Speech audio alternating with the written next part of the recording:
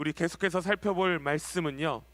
우리 사도행전 17장 22절로 34절까지의 말씀입니다.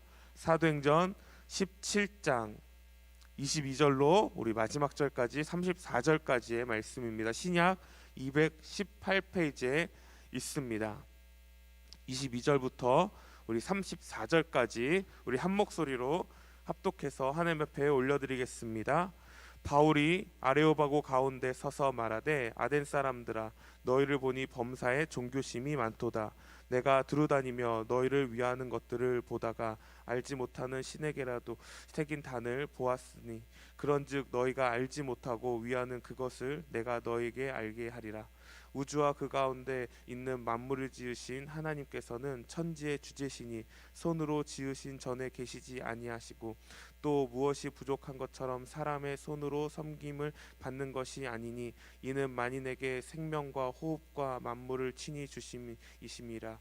인류의 모든 족속을 한 혈통으로 만드사 온 땅에 살게 하시고 그들의 연대를 정하시며 그들의 경계를 한정하셨으니 이는 사람으로 혹 하나님을 더듬어 찾아 발견하게 하려 하심이로되 그는 우리 각 사람에게서 멀리 계시지 아니하도다. 우리가 그를 힘입어 살며 가동하며 존재하느라 너희 시인 중에 어떤 사람들의 말과 같이 우리가 그의 소생이라 하니 우리와 같이 하나님의 소생되었은즉 하나님을 금이나 은이나 돌에다 사람의 기술과 고안으로 새긴 것들과 같이 여길 것이 아니니라.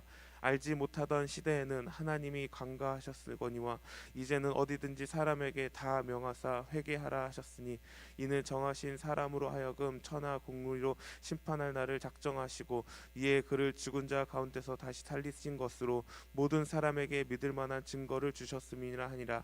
그들이 죽은 자의 부활을 듣고 어떤 사람은 조롱하고 어떤 사람은 이 일에 대하여 내 말을 다시 듣겠다 하니 이에 바울이 그들 가운데서 떠나매 몇 사람이 그를 가까이하여 믿으니 그 중에는 아레오바고 관리 디오느누스와 다마리아라 하는 여자와 또 다른 사람들도 있었더라. 아멘. 성도 여러분, 한 주간 평안하셨습니까? 하루와 한 주를 예배로 시작하시는 모든 분들을 주님의 이름으로 축복합니다. 하나님께서 오늘도 저희들에게 말씀해 주시고 저희가 하나님의 은혜 가운데 이번 한 주를 살아갈 것을 믿습니다. 기도하겠습니다. 하나님 아버지 감사합니다. 이 시간 우리가 주님 앞에 나아갑니다.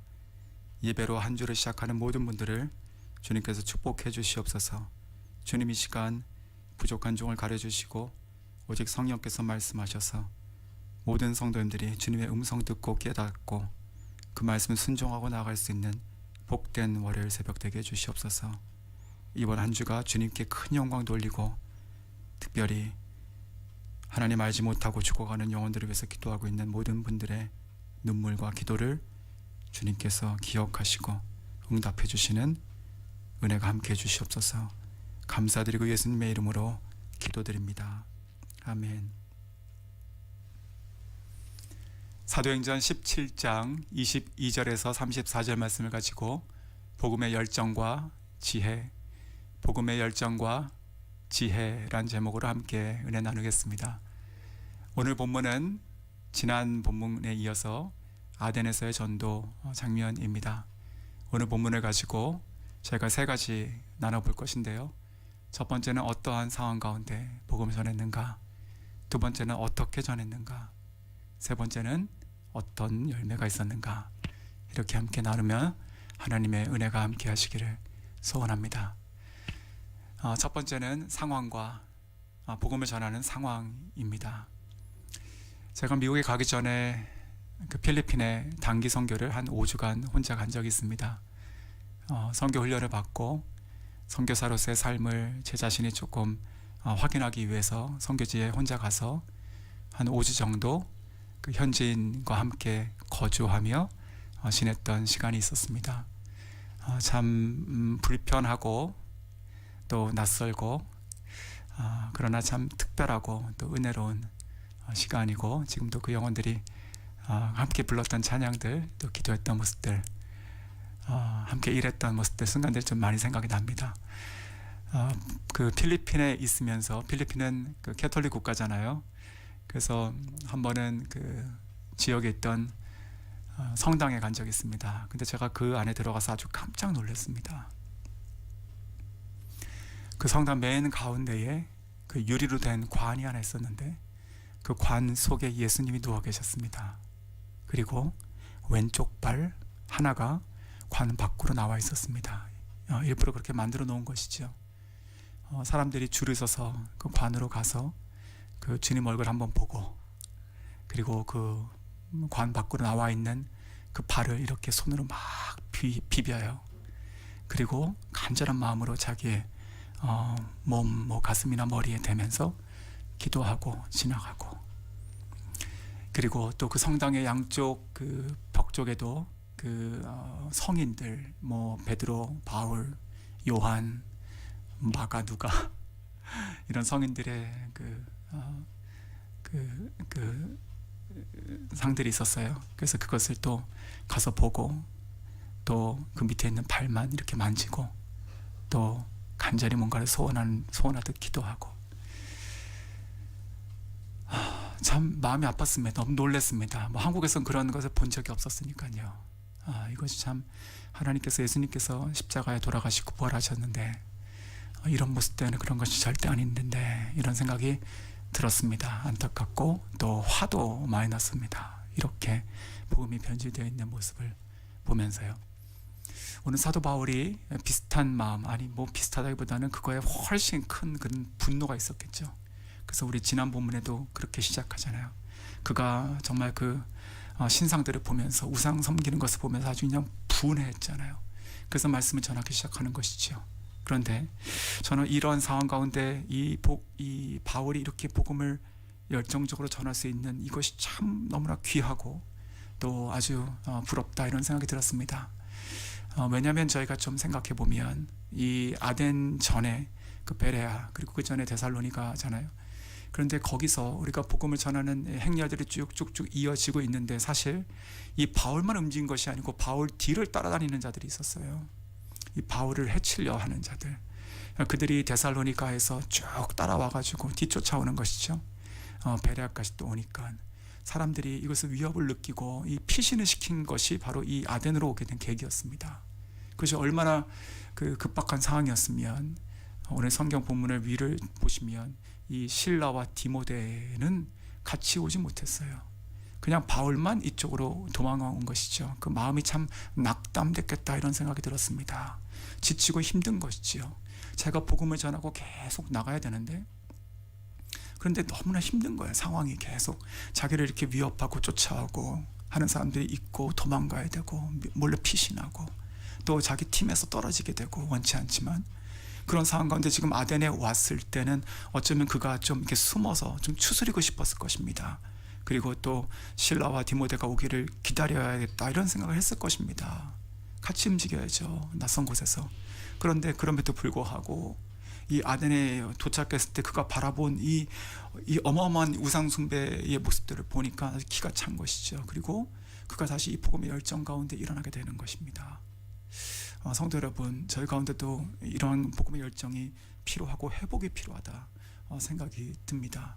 요즘에 우리가 많은 힘든 시간들을 살고 어렵고 빡빡합니다. 그래서 우리들의 기도가, 우리를 위한 기도가 참으로 많습니다.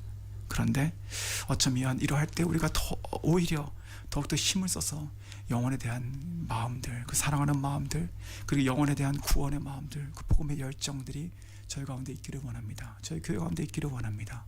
오히려 이때 그런 마음들이 부흥되길 원합니다. 그래서 힘이 이렇게 눌리고 막 이렇게 갇혀지는 것이 아니고, 오히려 폭발하는, 갇혀질 수 없는, 정말 멈출 수 없는 그 열정과 그 복음의 능력들이 일어나는 것들을 경험할 수 있으면 좋겠습니다. 우리의 삶이 바뀌고 우리 교회 모습들이 바뀌고 우리 때문에 이 시대가 바뀌는 것을 봤으면 좋겠습니다. 그런 사도 바울의 이 복음의 열정들이 저 여러분에게 다시 한번 회복되고 충만해지기를 주님의 이름으로 축원합니다. 두 번째는요, 어떻게 복음을 전했는가 하는 부분입니다. 지혜로운 방법으로 복음을 전했다라고 하는 것인데, 오늘 22절 처음 시작이 이렇게 되어 있죠. 이 바울이 지금 아레오바고라고 하는 곳에 와서 그가 이렇게 서가지고 이야기를 하는 거예요. 이제 복음을 전하기 시작하는 것이죠. 그러면서 뭐라고 얘기합니까? 아덴 사람들아, 내가 너희들을 보니까 너희들과 범사에 종교심이 많도다, 이렇게 얘기하죠. 사실 이 말이 종교심이 많다라고 하는 것이 영어 보니까 뭐 릴리저스하다 이렇게 하는 것이죠. 참 종교적이다 이런 것이죠. 그런데 사실은 그의 심정과 그 진심은 아주 그냥 화가 났을 것입니다. 그럼에도 불구하고 오늘 이 22절의 시작은 굉장히 부드럽다 이런 생각을 하게 됩니다. 그러면서 23절에 보니까 내가 이렇게 지나다가 보니까 너희가 구하고 찾는 것 중에서 너희가 알지 못하는 신에게라고 써 있는 것을 봤는데 이렇게 얘기하죠. 내가 그것을 알려줄게 라고 얘기하잖아요. 자, 이것을 보면 우리가 이렇게 생각해서는 안 됩니다. 사도 바울이 복음을 전하는데 이 알지 못하는 신을 예수님 그 여호와라고 바꾸고 있구나 이렇게 생각하면 절대 안 되는 것이죠. 왜냐하면 그 알지 못하는 신, 뭐 신 A, B, C, D가 이렇게 쫙 있는데 그 중에 내가 모르는 게 있어요. 그래서 모르는 것을 그냥 unknown God이라고 쓴 거잖아요. 그래서 그것에 대해서 그 이름 명패를 여호와라고 바꿔주는가 이렇게 보면은 하나님을 또 그 많은 신들 중에 하나를 이렇게 놓고 빠지는 거니까 그건 절대 안 되는 것이죠. 그런데도 불구하고 그렇게 시작하고 있다는 것이 중요한 것입니다. 그 지금 복음을 전하는 대상을 바라보며 그들의 관심과 그들의 모습들에서 어떻게 내가 그 접근하고 복음을 전하기를 시작할 수 있는가라고 하는 부분에 대한 이야기인 것입니다. 이것이 지혜입니다. 우리가 복음을 전할 때 우리 뭐 사랑하는 가족들에게 아니면 친구들에게 동료들에게 전할 때 우리가 노방전도랑은 좀 틀립니다. 노방전도는 그냥 외치는 것입니다. 일방적으로 듣거나 말거나 그냥 외치는 것이에요. 뭐 더 아주 레디컬하게 얘기하면 뭐 서울에 전철역 타면 이렇게 십자가 들고 예수 천국 불신 유혹 서 있잖아요. 뭐 그렇게라도 나갈 수 있는 것이죠. 정말 그냥 그거예요. 그런데 우리가 뭐 가족이나 아니면 지인들이나 만나고 교제하고 함께 거하고 있는 나의 생활의 마운더리에 있는 사람들에게 복음을 전한다. 혹은 어떠한 것을 좀 시간을 갖고 교제하는 가운데 복음을 전한다는 것은요, 이런 지혜가 필요하다 생각이 듭니다. 종교심이 많다는 것을 칭찬하는 것 같이 보이지만 그것을 통해 가지고 그들이 이렇게 말을 듣게 하는 것이고 또 너희가 알지 못하는 신에게라고 하는 것이 여호와가 아니죠 절대로. 그런데 그럼에도 불구하고 그게 뭐였지라고 하는 것에 대한 관심으로 거기서 이어가겠다는 것이지요. 우리가 복음을 전할 때도 그와 같다 생각이 듭니다. 저 사람은 내가 맨날 얘기해도 참 듣지 않아. 교회 한번 오라고 하는데 그렇게 오지 않아. 예수 믿으면 삶이 바뀐다고 얘기하는데 절대로 안 믿어. 맨날 나를 핍박해. 이렇게 얘기할 수 있는데 거꾸로 한번 생각해 보십시오. 예수님과 진리와 은혜와 축복을 알지 못하는 자에게 예수님과 진리와 은혜와 축복을 얘기하고 믿으라고 하면 믿겠습니까? 안 믿죠? 그렇죠? 그것을 모르니까 그것을 왜 모르냐고 하면 안 되는 것입니다. 그것을 모르니까 알려줘야 되는 것이죠. 알 수 있도록 얘기하는 거예요. 우리가 어린 아이들을 키울 때 그 아이가 밥을 안 먹어요. 근데 밥을 먹어야지 살잖아요. 그럼 밥 한 숟갈을 먹이기 위해서 우리가 그 엄마가 얼마나 애를 씁니까? 얼마나 그 앞에서 웃기도 하고 또 그 앞에서 또 노래도 하고 하면서 막 잘했다 칭찬하기도 하고 하면서 그 밥 한 숟갈을 먹입니다. 그렇죠. 이 한 숟갈을 먹이기 위해서도 그렇게 노력을 하는데 우리가 한 영혼을 지옥 가는 한 영혼을 구원하기 위해서는 그렇게 쉽게 되겠습니까? 안 되죠. 근데 우리가 너무 쉽게 생각해요. 그리고 너무 일방적으로 생각하는 경향들이 있습니다. 나는 했다는 거죠. 나 할 일을. 하지만 우리가 교제하고 특별히 함께 거하고 살아가고 있는 우리 가족들, 남편과 아내, 형제들, 또 우리 직장 동료들, 친구들 이렇게 오랜 시간 알고 지내고 근데 정작 그들이 예수 믿지 않고 나랑 같이 부딪고 살았는데 예수 믿지 않고 죽어서 지옥 간다라고 하면 그거 어떻게 하겠습니까? 그들에게 어떻게 해야지 될까? 우리에게 지혜가 필요하다라고 생각이 드는 것입니다. 캄보디아에 있으면서도 이런 생각이 좀 듭니다. 제가 설교를 하면서 참 어렵다라고 싶은 것 중에 몇 가지 탑픽 중에 하나가 뭐냐면 하나님 아버지에 대한 이야기입니다. 우리가 하나님 아버지는 어떠한 분으로 우리가 가르치고 믿고 알고 있습니까? 사랑이 많으신 분, 뭐 많다라는 것이 끝이 없는 것이죠. 사랑이 많으신 분, 그리고 한번 우리를 사랑하시면 절대로 변하지 않으시는 분, 끝까지 우리를 기다리시고 우리가 옳은 길로 우리가 구원받기를 참으시고 기다리시고 일하시는 분, 우리를 붙잡고 계신 그 사랑의 손길을 절대로 놓지 않고 우리를 버리시거나 포기하지 않으시는 분, 너무 좋으신 우리 아버지 하나님. 그런데 그 이미지가 캄보디아에는 없다는 것입니다. 아버지와 같은 분이야. 그러면 무슨 생각하는지 아십니까? 덜어는요, 뭐 100%는 아니죠. 덜어, 뭐 적은 비율이 아니에요.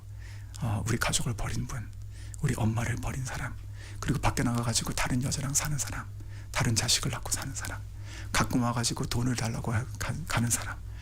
실제로 이곳에 있는 저희 성도 중에 한 그 자매도요, 며칠 전에 그 아버지가 왔대요. 그 밖에서 다른 차와 함께 살거든요. 근데 와가지고 하는 얘기가 뭔지 아십니까? 집무서를 가져가겠다는 것입니다. 막 그냥 가족이 깨지는 것이죠. 이러한 아버지를 보면서 우리가 하나님 아버지라고 얘기했을 때 어떻게 이것을 이해를 이렇게 올바로 하겠습니까? 참 어려운 것이다 생각이 듭니다. 이와 같이 우리가 누구에게 복음을 전하느냐에 따라서 우리가 어떻게 복음을 전하는 것에 대한 깊은 고민과 지혜가 필요하다 생각됩니다. 오늘 성경 말씀 보면 22절에 내가 너희들을 보니 이렇게 돼 있죠. 아덴 사람들아 내가 너희를 보니, 이 본다라고 하는 것이 그냥 한번 이렇게 쭉 보고 이렇게 얘기하는 것이 아닙니다. 영어 성경 보시면요, observe라고 돼 있어요. 관찰한 것입니다. 그렇게 뜨거운 복음의 열정을 가지고 내가 이 예수를 전해야겠구나, 이 우상 숭배하는 이 자들에게 내가 진리를 전하겠구나라고 얘기함에도 불구하고 그 마음이 가득 찼어요. 그럼에도 불구하고 그들을 관찰했다는 것입니다. 내가 어떻게 이들에게 복음을 전할 수 있을까라고 하는 것이죠. 그러면서 오늘 사도 바울이 어떻게 전했는지를 좀 더 살펴보겠습니다. 이 사도 바울의 이 아다네스의 복음 전파는요, 그 다른 곳과 조금 다른 부분이 있습니다. 다른 지역에서 와. 어떤 거냐면 보통은 유대인들을 향해서 복음을 전할 때 유대인의 회당에 들어가죠. 물론 이 아덴에서도 오늘 이 아레오바고 전에는 시장, 그 전에 그 회당에서 전했습니다. 근데 이 회당에서 복음을 전할 때는 그 모세 율법을 잘 알고 있는 유대인들에게 복음을 전하잖아요.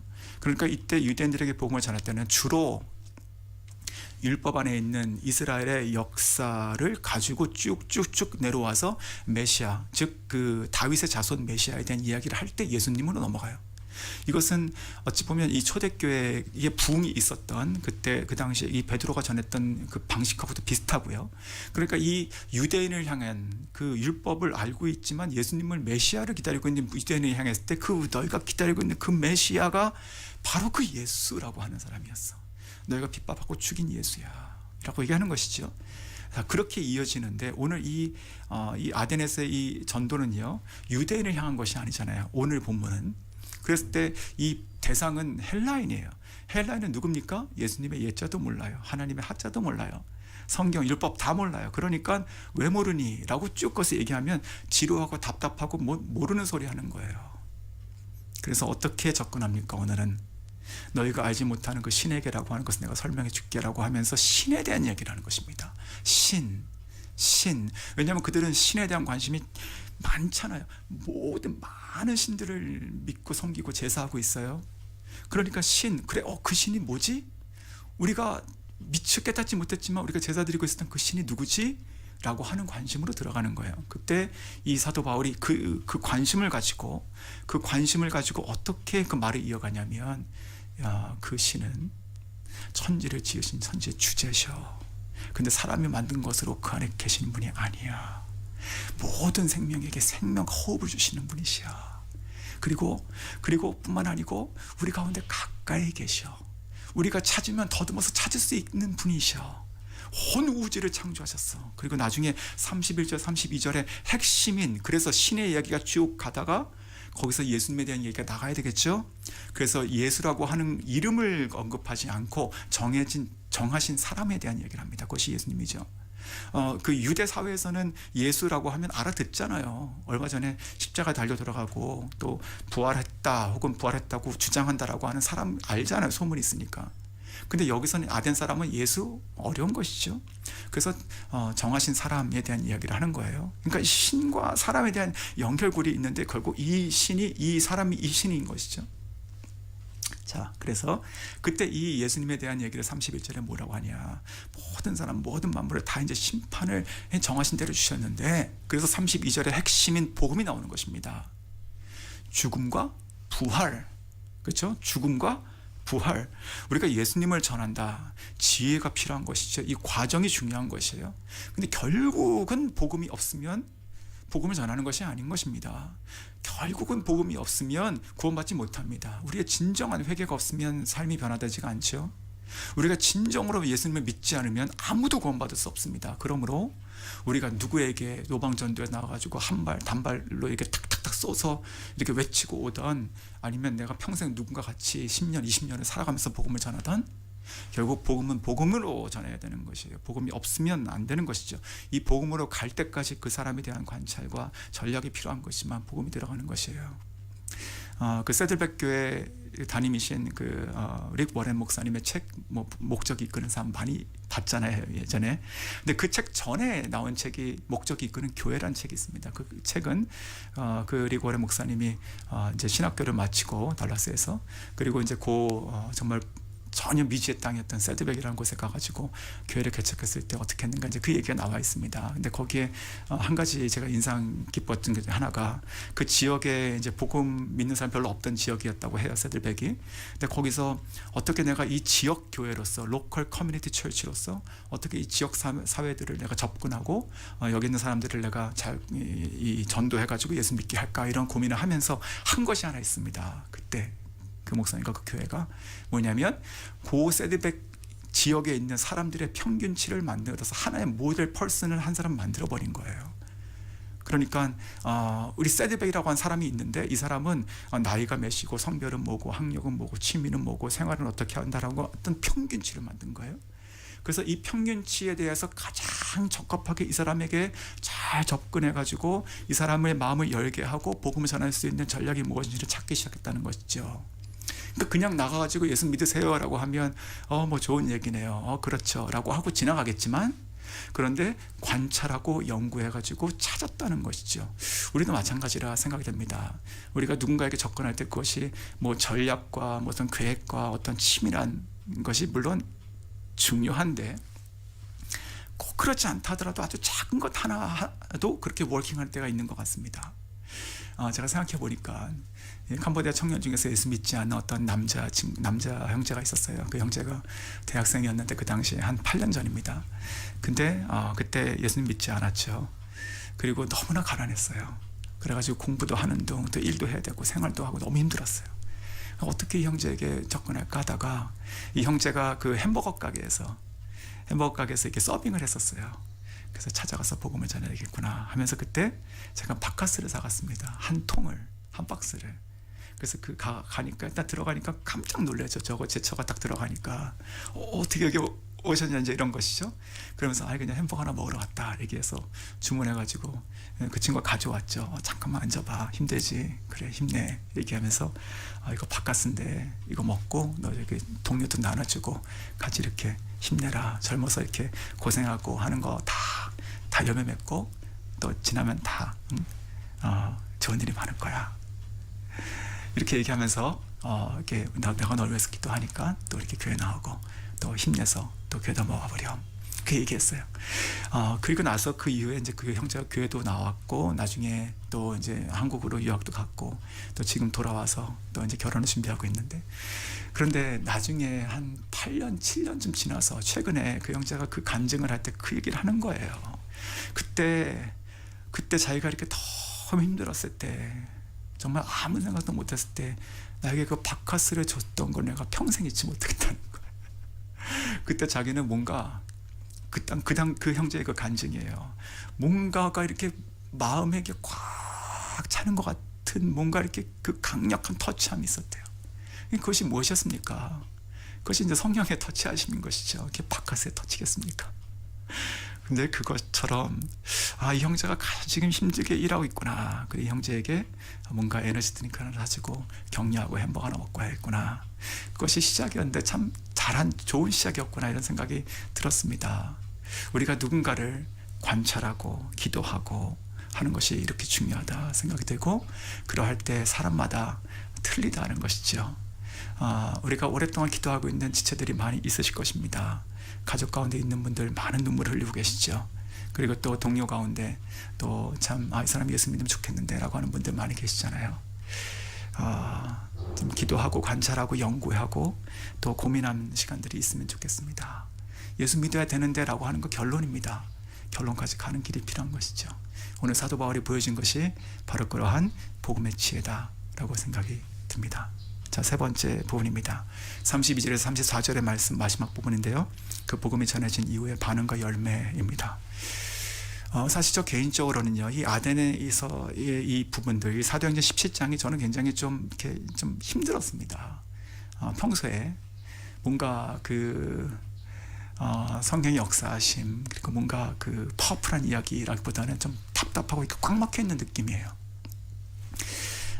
그리고 너무 지성적이고, 그리고 너무 사람들이 이렇게 나이스한 것 같은데 너무 이렇게 차갑고, 뭐 그런 느낌이 있었습니다. 사도 바울도 많이 힘들었을 거예요. 그런데 결론적으로 이 아덴에서는 교회가 안 섭니다. 사도 바울을 통해 가지고. 그래서 나중에 우리가 이 아덴에서 교회 공동체 형제들이 모이고 뭐 그런 얘기가 없으니까 아덴 서신도 없게 되는 것이고, 뭔가 이 아덴에서의 이 복음 전도는요, 마치 이렇게 그리 성공한 것처럼 보이지가 않는다는 것이죠. 오늘 이 32절 34절의 말씀을 보면 세 가지 반응이 나오는데, 그 반응이 정말 딱 그렇습니다. 대부분의 사람이 다 조롱했습니다. 그리고 그 중에 소수가 다시 내가 들을게 라고 하는 어떠한 좀 관심을 보였어요. 그리고 마지막 34절에 보니까 그 중에 몇 명이 가까이 하여 믿었다라고 되는 결신자가 나온 거예요. 그 두 사람의 이름이 지금 나오고 있죠. 디오누스요하고 그 다말이라고 하는 여자 이름이 나와 있습니다. 그런데요, 저는 이 말씀을 보면서 그런 답답한 마음과 동시에 무슨 생각이 드냐면, 어쩌면 이 아덴에서의 이 이야기가 우리의 일상의 이야기랑 가장 가깝다라는 생각이 듭니다. 힘든 것입니다. 결실이 없는 것이에요. 오래 걸리는 것이에요. 말을 이렇게 많이 이렇게 나누고 시간을 많이 써도 이렇게 돌아오는 것이 별로 없는 것 같다라는 생각이 듭니다. 대부분의 사람들에게 다 거절당하고 거부당하고 조롱받고, 야 지금 시대가 어느 시대인데 그런 누가 사람 죽었다가 일어나고 보이지 않는 하나님 믿으면 너가 축복받고, 지금 일하고 열심히 모으고 쌓고 이렇게 해야 되는데 교회 가서 예배드리고 기도하고, 정말 어떻게 그런 마음으로 사느냐, 참 순진하다, 그래 그렇게 사세요 이렇게 얘기도 하고. 그러면 그 말을 들으면 마음이 안타깝지 않습니까? 우리가 알고 있는 것이 진리고 이것은 생명 길인데, 정말 예수님 말씀하신 것처럼 내가 길이고 진리고 생명인데 길이 없이 살아가고 생명이 없이 살아가고 진리 모르고 살아가면 죽는 거잖아요.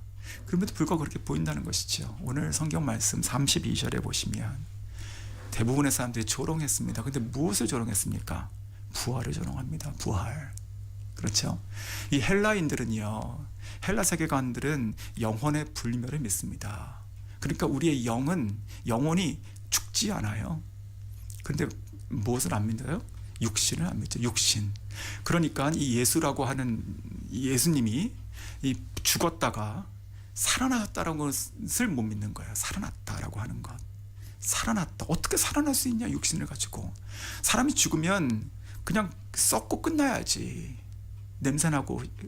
영혼은 어떻게 있을 거야. 근데 육신은 아니지, 이렇게 얘기하는 거예요. 그러니까 예수님의 부활을 믿지 못하고 조롱하는 것이죠. 그런데 성도 여러분, 생각해 보십시오.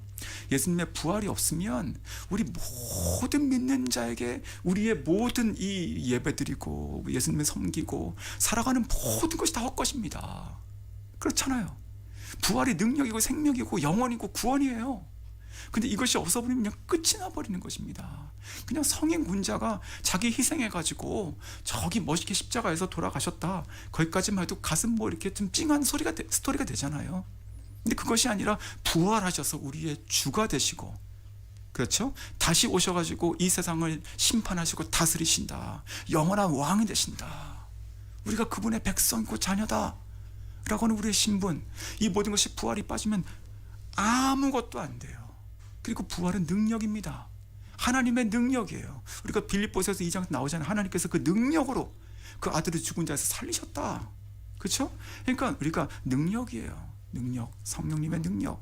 다 이렇게 들리지 않는 게 들리고 보이지 않는 게 보이고, 그리고 앉아있다가 일어나고 죽었다가 살아나고, 다 능력이에요. 이 능력이 없으면 우리가 무슨 힘을 가지고 살아가겠습니까? 근데 세상 사람들 보면은 이것은 참 조롱거리밖에 안 된다는 것이죠. 우리가 그것을 받아들여야 됩니다. 안타까운 마음으로. 그리고 뿐만 아니고 두 번째 부류들은요, 그래 내가 다시 들을게 라고 하는 관심자들이에요. 관심자들. 저는 이제 이 관심이 복음에 대한 관심일 수도 있고, 또한 일부분은 아마도 그냥 지식에 대한 관심, 또 하나의 철학에 대한 관심, 내가 듣지 못한 새로운 스토리가 되는 것이죠. 또 다른 하나의 어떤 그런 것들을 그냥 하나 더 애드하는 거예요. 그런 관심일 수도 있었겠다라고 생각합니다. 그래서 그랬는지 33절에 보시면 바울이 저희 가운데서 떠났다라고 되어 있어요. 근데 이것도 이렇게 볼 수 있잖아요. 끝까지 쫓아가가지고 붙들어야지. 다시 듣겠다는 자가 가게 되면 언제 만난다고. 다시 듣지 마시고 지금 들으세요라고 붙잡아야지라고 얘기할 수도 있잖아요. 어찌 보면 그것이 더 열정적인 사람으로 보이잖아요. 끝까지 포기하지 않으니까. 그런데 떠날 때가 있는 것입니다. 이거 중요한 것입니다. 저는 이 말씀 보면서 그 골로새서 2장 8절 말씀이 떠오릅니다. 철학과 헛된 속임수가 너희들을 노력하지 못하도록 하라. 주의하라. 주의하라. 그러니까 우리가요, 지금 이 사도 바울은 이 대상을 정확하게 파악하고 있는 것이에요. 그들의 모습, 조롱과 그 관심자들의 모습과 그 마음을 꿰뚫고 있는 것이에요. 그래서 여기서 그렇구나, 오늘 여기까지구나 하고 딱 그들을 떠난 것이에요. 그런데 그게 끝이 아니라 34절 보니까 그 중에 몇 명이 가까이 하여 믿었다라고 되어 있는 거예요. 이게 결신자거든요. 자, 그런데 이 사이즈로 보면 굉장히 소수입니다. 오늘 성경이 2명의 이름을 기록하고 있어요. 더 있을 수 있죠. 이 한 도시에서 이렇게 수많은 사람들과 이렇게 변론하고 논쟁하고 또 회당에서 또 가르치고 막 이렇게 연설도 하고 아주 논리적으로 그들에게 아주 지혜롭게 전략적으로 접근했으면 그 논리와 어떤 그런 것들이 이렇게 압도하여 그들을 설득해서 돌아왔더라라고 했으면 더 좋았을 텐데, 그러지 않고 조롱하고 떠나고 다 그렇다는 것이죠. 그런데 딱 2명이 남았어요. 그런데 성도 여러분, 이것이 하나님의 놀라우신 결실입니다. 이 디오누시오라고 하는 사람, 성경이 관원이라고 되어 있죠. 이 관원은요, 아레오바고 관원입니다. 이 아레오바고는 지금으로 보면 의회 혹은 법원 이런 기능을 했던 아주 중심 어떤 그런 층입니다. 그 아덴에서. 그러니까 역사책들이 이렇게도 얘기해요. 아마 그 당시에 12명의 법관이 있었는데 그 중에 한 명이었을 것이다. 그러니까 12명 중에 한 명, 혹은 50명 중에 50명의 어떤 의회 중에 한 명이었을 것이다. 이렇게 또 여러 개 추정을 합니다. 중요한 것은요, 이 디오누시오라는 사람은 굉장히 영향력 있는 사람이었다는 것은 확실합니다. 그것이 중요한 것이에요. 하나님께서는 이렇게도 일하신다는 것이죠. 근데 이것이 어떤 일로 벌어지는가? 오늘 성경은요, 그래서 이 사람의 이야기가 이제 그렇게 믿었다라고 하고 2명의 이야기가 나오고 이제 쭉 지나가고 또 사도 바울도 이제 다른 곳으로 이제 지나가게 되죠. 그런데 그 3세기의 신학자면서 역사학자였던 유세비우스라는 사람이 있습니다. 그 사람이 이 디오누시오라는 사람의 이야기를 기록했다고 하는데 이런 이야기가 나와요. 이 사람이 나중에 정말로 이제 회심을 한 것이죠. 회심을 하고 예수님을 믿고 그러고 나서 공동체를 섬기기 시작해서 그 아덴에 있는 공동체의 교회죠. 그 감독이 되었다. 그러니까 담임 목회를 한 것이에요.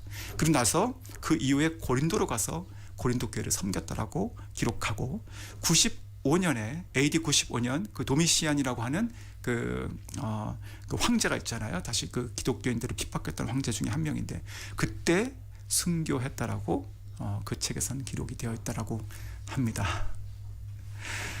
말씀을 맺겠습니다. 우리가 영혼을 향한 그런 뜨거운 열정이 회복이 되어야 됩니다. 어느 순간에도 지금 이 순간이 그렇습니다. 영혼에 대한 뜨거운 열정, 그것이 바로 이때의 우리의 기도의 어떤 불이 되어야 된다 생각이 듭니다. 그리고 우리가 누구를 향해서 기도할 때 관찰하고 연구하고 기도하며 지혜를 구해야 됩니다. 그것이 바카스 한 병이건, 그것이 누구와 함께 시간을 보낸 것이건, 그것이 아주 그냥 준비된 어떤 그런 유려한 말로 논쟁을 하는 것이건, 상황에 따라 사람에 따라서 하나님 주신 능력과 지혜를 가지고 접근해야 됩니다. 반드시 복음으로 가야 됩니다. 예수 그리스도의 십자가와 죽음과 부활이 없으면 모든 것이 헛것입니다. 착한 것으로 되는 것이 절대로 아닙니다. 우리 눈에 어떠한 그런 열매들이 단박에 보이지 않는 것이 어쩌면 더 일상과 똑같습니다. 우리 성도님들 가운데도 오랫동안 기도하시는 분들 계신 줄 믿습니다. 그 눈물 하나님께서 반드시 닦아주십니다. 하나님께서 반드시 예정하신 자를 구원하십니다. 그리고 그 열매는요, 우리 눈에 보이는 것으로 끝나는 것이 아니라 하나님의 뜻 가운데 그 이후에 이루어지는 수많은 열매들로 이루어집니다. 그러므로 힘내십시오. 더 기도하십시오. 영혼을 위해서 기도하시고 오늘 지금 이때가, 이번 주가 오늘 하루가, 그리고 내가, 우리 교회 공동체가 복음에 더욱 뜨거운 공동체 될 수 있도록 소망하시고 기도하시는 저희 모두가 될 수 있기를 주님으로 축원합니다. 기도하겠습니다. 하나님 아버지 감사합니다. 오늘도 이렇게 하루를 예배로 시작하고 말씀으로 시작합니다. 특별히 오늘은 우리가 복음에 대한 열정, 그리고 복음에 대한 지혜, 그리고 하나님께서 거둬주신 열매에 대한 얘기를 함께 생각해 봤습니다. 주님, 특별히 사랑하는 가족과 또 우리 누군가를 위해서 기도하고 있는, 그 복음의 영혼의 구원을 위해서 기도하고 있는 우리 성도님들의 마음을 주님께서 성령으로 채워주시고 더욱더 힘을 내서 기도할 수 있게 하시고, 그 눈물이 더 쏟아지더라도 하나님의 마음으로 기도할 수 있게 하시며, 지혜를 가지고 섬겨서 아버지 복음을 복음으로 전해서 그 복음이 그 영혼을 구원하는 것을 그 눈으로 목도하고 하나님께 큰 영광 돌리기까지 이르게 해주시옵소서. 어렵고 힘들고 제한된 시간들을 살고 있습니다. 우리가 그 가운데 갇혀 있지 않게 하시고, 우리가 오히려 이때에 더욱더 하나님의 뜻이 무엇인지, 하나님께서 기뻐하는 것이 무엇인지, 그리고 무엇보다도 영혼을 품고 기도하고 이 시대에 이 때에 하나님께 쓰임받는 많은 이들을 주님께로 인도하는 저희 모두가 될 수 있도록 해주시옵소서. 이번 한 주가 하나님의 은혜 가운데 성령이 함께 하심으로 동행하시는 귀하고 복된 한 주가 되게 해주시고, 모든 기도하는 제목들이 하나님의 은혜 가운데 응답의 소식들이 많이 들리는 복된 한 주가 되게 해주시옵소서. 감사드리고 예수님의 이름으로 기도드립니다. 아멘.